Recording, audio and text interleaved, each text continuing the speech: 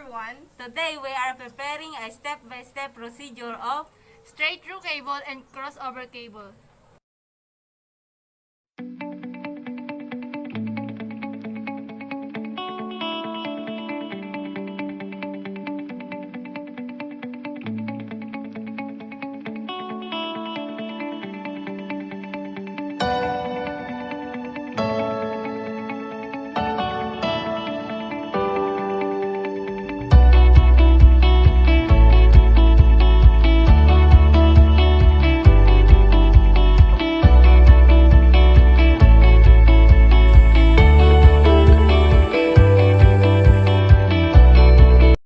Step 2. Remove the skin of UTP cable to show wire.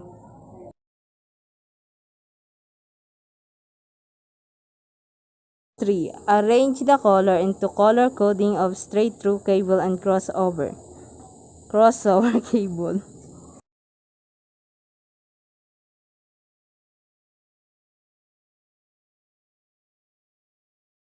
Step 4.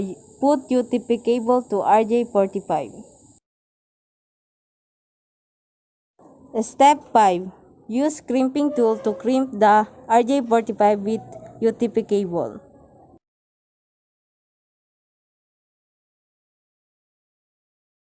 Step 6. And lastly, test the cable to LAN tester if it's working.